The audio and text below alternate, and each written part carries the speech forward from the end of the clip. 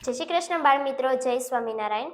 હું રિયા ટાંક જનની international pre school વતી આપ સૌનું હાર્દિક સ્વાગત કરી રહી છું। આપણે અત્યાર સુધીની બે વાર્તાઓ જોઈ ચૂક્યા છીએ કે જે ભગવાન પરથી છે। હવે આજે આપણે કાલ્પનિય એટલે કે કલ્પનામાં ખોવાઈ જેવી સરસ મજાની વાર્તા લઈને આવી રહી છું। આજે વાર્તાનું નામ છે વાદળું અને લાલ રંગનો ફુગ્ગો। આપણે બધા આકાશમાં વાદળ તો જોયા જ હશે। આપણે ફુગ્ગાથી ને આપણે મમ્મીને જીદ કરીએ છીએ, મમ્મી ફુગ્ગો લઈ આપ, મમ્મી ફુગ્ગો લઈ આપ। એવી રીતે આપણે ફુગ્ગાથી ને પણ રમત રમીએ છીએ ને। તો આજે હું તમને વાદળ અને ફુગ્ગો આકાશમાં કેવી રીતે ઉડે છે એની હું આજે વાત કહેવા માંગુ છું। એક નીલું નામનું વાદળ હતું। એ વાદળ છે ને આકાશમાં તોફાની અને રમતિયાળ હતું। તમે બધા પણ ક્લાસમાં મસ્તી કરતા જ હશો ને। અને મેં જોયું છે બહુ બધા બાળકો ક્લાસમાં મસ્તી કરે। હું પણ નાની હતી ને ત્યારે તમારી જેમ જ મસ્તી કરતી હતી। એટલે આ વાદળ પણ રમતિયાળ અને ખૂબ જ તોફાની હતું। ત્યારે છે ને એને લાલ રંગનો ફુગ્ગો આકાશમાં ઉડતો જોયો।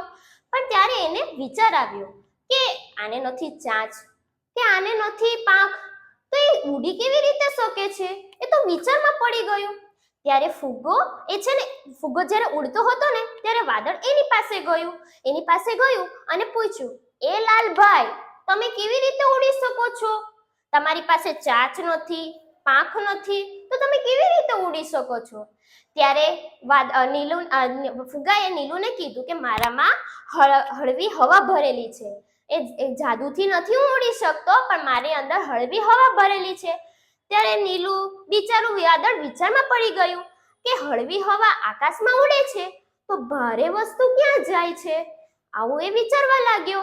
ત્યારે એને પોતાના શરીરમાં એટલે વાદળે એક નાનું એવું ટીપું જમીન પર ફેંક્યું, તો એ તો ફટાફટ જમીન પર જ જતું રહ્યું। એટલે ત્યારે એને એક વાત સમજાઈ કે જે હળવી વસ્તુ હોય છે તે ફટાફટ ઉપર જાય છે અને જે ભારે વસ્તુ હોય છે તે નીચે જાય છે। તો બાળ મિત્રો, તમને આ વાર્તા પરથી શું બોધ મળ્યો તમને ખબર છે? જો આપણે કોઈ દિવસ ગુસ્સો ના કરવો જોઈએ, આપણા મનથી ને હળવા રહેવું જોઈએ। જો આપણે મનથી હળવા રહીશું અને શાંતિથી કામ કરીશું, ગુસ્સો નહીં કરીશું, તો આપણી પણ સફળતા આકાશ સુધી પહોંચી શકે છે અને આપણે પણ જિંદગીમાં સફળ થઈ શકીએ છીએ। તો બાળ મિત્રો, અમારી આ નવી વાર્તાઓ સાંભળવા માટે અમારી ચેનલને ફોલો કરો, સબસ્ક્રાઇબ કરો અને બેલ આઇકન દબાવો। જય શ્રી કૃષ્ણ, જય સ્વામિનારાયણ।